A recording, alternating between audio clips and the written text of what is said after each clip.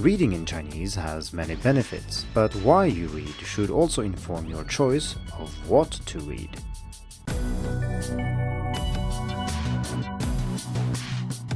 Hello and welcome to the Hacking Chinese podcast.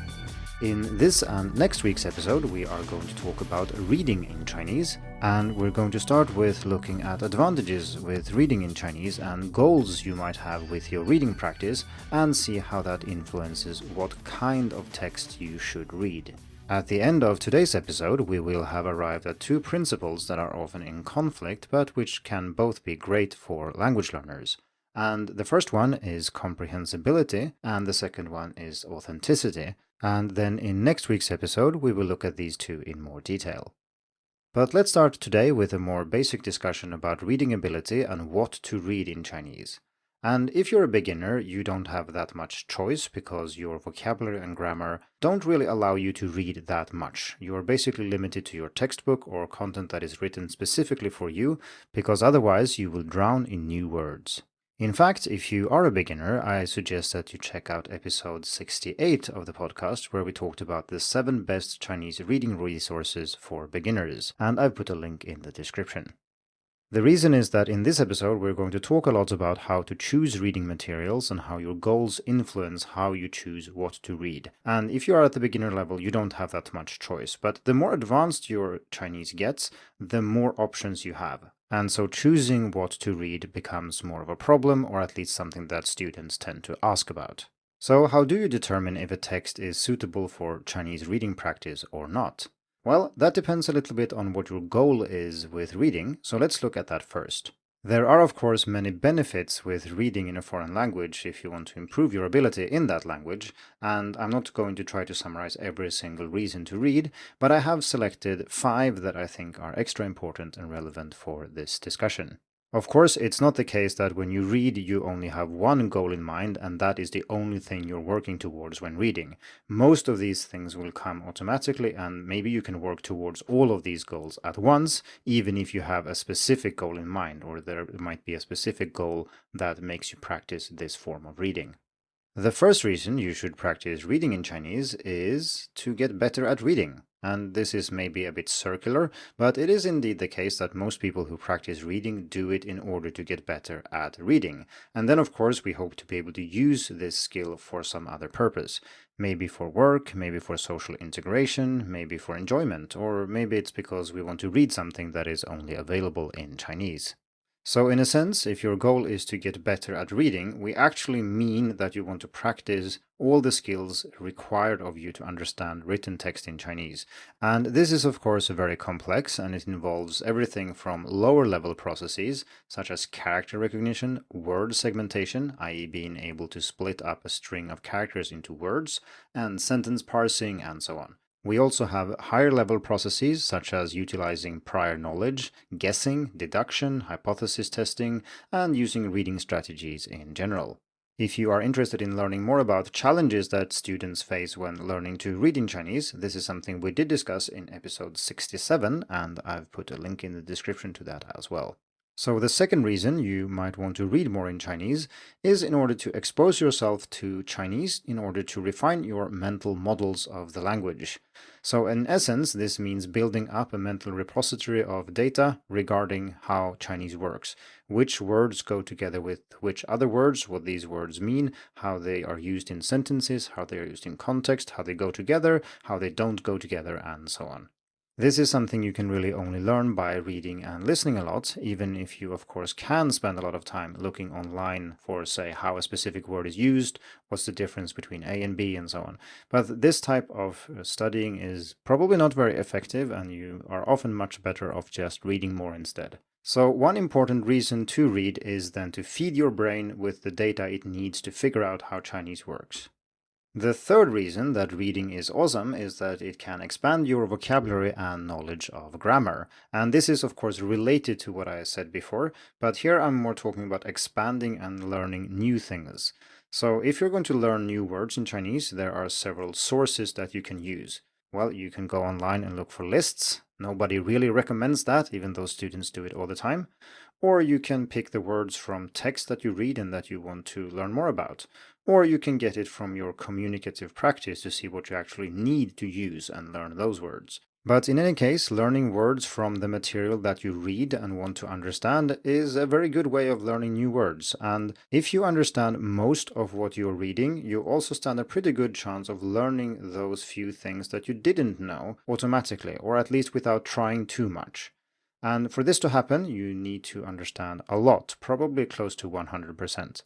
And this is called incidental learning, and it essentially means that you're learning something more or less automatically without actively trying to study it. And you can see this happening, for example, if you're reading a graded reader and a certain word pops up all the time and it's fairly obvious what it means from context, and then when you've seen it used over and over, you kind of know this word even if you haven't really studied it, or you might not have put it on a flashcard. This type of reading is called extensive reading, and it's something we talked about in episode 16.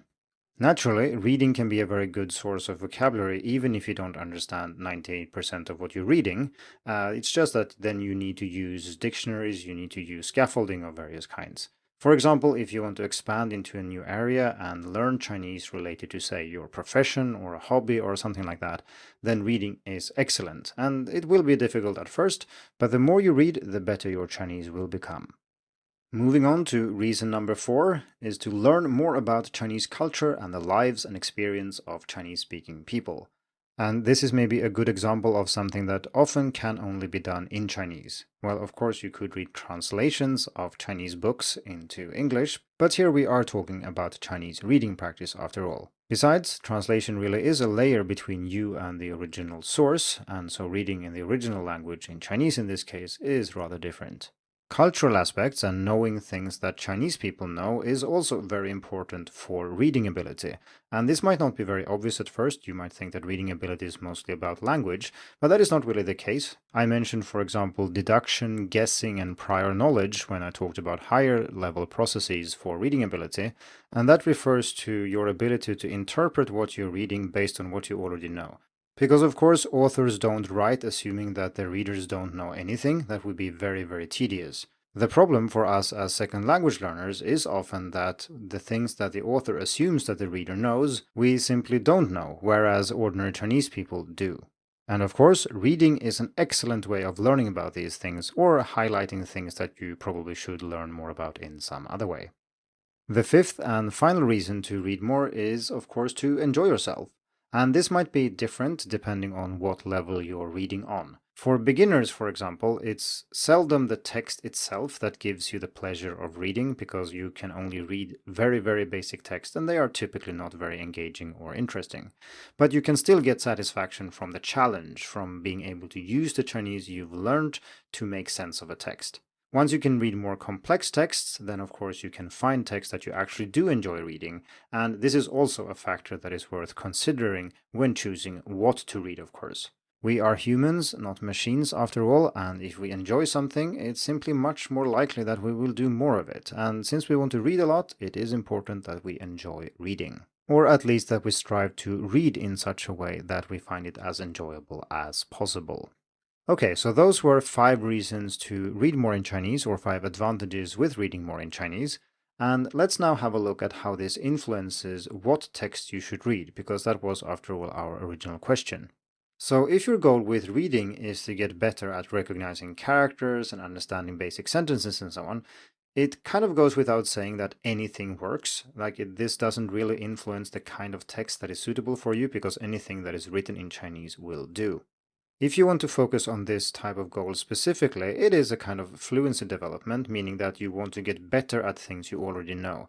It's not about learning 500 new characters, it's about being able to parse sentences using the characters that you already know, or get quicker at recognizing characters you have learned previously, so you can make sense of a text more smoothly, for example. Thus, I would say that if these things are what you want to practice, you should try to read things that you can already make sense of with the language that you have. So this means text on your level or slightly below your level, so you can read a lot, so you get lots of practice. If your goal is to expose yourself to as much Chinese as possible to refine your mental models of the language, there are some other factors to take into consideration. For example, you need to make sure that the text you're reading actually reflect the language that you want to learn. The difficulty of the text is also important here because this relies on seeing characters and words used in different types of contexts over and over again. And if you're reading texts that are very difficult, you will not read enough Chinese for this to actually have any significant effect. But if you read text that you can go through fairly quickly and allow you to read more text in the same amount of time, that will be beneficial. So reading things that are easy or at least not very hard is clearly beneficial here. So in other words, this is extensive reading again, and this is usually brought up as being the main reason why extensive reading is desirable. On the other hand, if your goal is to expand your Chinese and learn new words, well, that depends a little bit on what you mean. If you just want to expand your vocabulary in general, then extensive reading still works because that gives rise to what we said before about incidental learning. You can pick up new words from the stories that you read and so on. But if we mean that you want to move into a new area of Chinese, then that is going to be quite difficult. Instead, you can do something called narrow reading, and narrow reading is where you focus on a specific topic. So you read several texts about the same thing, the same topic that you're interested in. Maybe it's a news event, and then you read several articles about the same thing. Or maybe it's a person, then you read several descriptions of that person, or something like that. I have discussed narrow listening and reading in an article that I'll put a link to in the description, even though we haven't gotten to it on the podcast yet. Next, if you want to learn more about Chinese culture, and when I say culture here, I mean the word in the broadest sense, including how people live, how they think, and so on and so forth, then it goes without saying that you need to read texts that contain these things. So reading, say, texts that are translated from English to Chinese obviously won't work here. And if you read carefully curated content or content written specifically for learners, it could also be that you only get a small subset of this culture, the things that the authors thought were worth sharing. Again, though, extensive reading makes sense. It gives you a broader picture of the culture and it allows you to cover more text and more angles and perspectives. Finally, if your goal is to enjoy yourself, then of course it depends on what you like. But I would say that this goal is rarely the primary goal, because then you would probably do something else.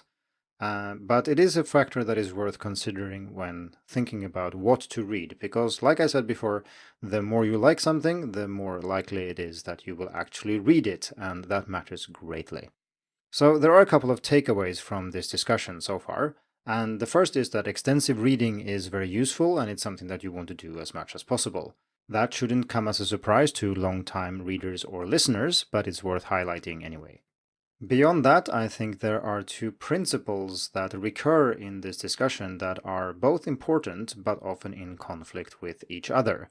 And this was something that I mentioned at the beginning of the podcast. So that's comprehensibility, and that would then be how easy it is for you to understand what's going on in the text. So for extensive reading, comprehensibility is very important because if you are not able to understand the text easily, you cannot read as much as you want, or you won't understand what you're reading, and that makes it kind of pointless. If you need to look up characters in every sentence, that doesn't really count, and you will spend a lot of time on just a few texts.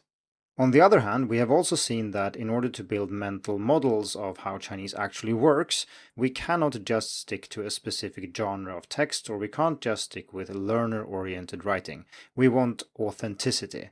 And what I mean when I say authenticity here is essentially texts that are not written specifically for us. They are genuine, authentic texts, written by Chinese people, usually for other Chinese people, or at least not with a specific purpose of, say, teaching a grammar pattern or using certain words and so on and so forth. The problem with authentic content is that for second language learners it is very difficult, which contrasts with the comprehensibility principle we just discussed. The problem with learner-oriented content, on the other hand, is that it's rather lacking in many areas and it might not be very natural because there were some principles involved in writing it that weren't really about producing naturally sounding Chinese. And if you've read a textbook in your own native language, you have probably seen this. This is not unique to Chinese. There are constructions that native speakers rarely use, or there might be texts that sound very weird because they are written to show something specifically in that part of the textbook, not because this is a text that any native speaker would actually write. To show you what I mean here in Chinese, we can take a very beginner-friendly example. We all know about "你好吗," and that's a phrase that is introduced in all beginner textbooks, or at least most textbooks I've seen, and it's introduced as "how are you?" So we have that classic introduction of dialogues where you have 你好, 你好, 你好吗, 我很好, 你呢, and so on. The problem is, of course, that native speakers don't speak like this, and that 你好吗 is not a way of asking how someone is doing in this type of context. That's simply not how this phrase is used. So if you're reading dialogues like this, you're still practicing many of the aspects of reading that we've discussed in this episode, such as character recognition, you might learn new words, and so on and so forth. But you're certainly not practicing your ability to understand Chinese in context, because this is not how it's used. And if we're talking about culture and how people greet each other and so on, this is directly misleading. So I think this means that while we have discussed what to read and why in this episode, we still haven't really answered the question of what type of text we should read. Are authentic texts better than texts written for second language learners? Well, as we shall see in next week's episode, there are pros and cons with both, but there are definitely certain texts you should always stay away from. Thank you for tuning in to the Hacking Chinese podcast. If you like this episode, please share it. More information and inspiration about learning and teaching Chinese can be found at hackingchinese.com. See you in the next episode, and until then, good luck with your studies.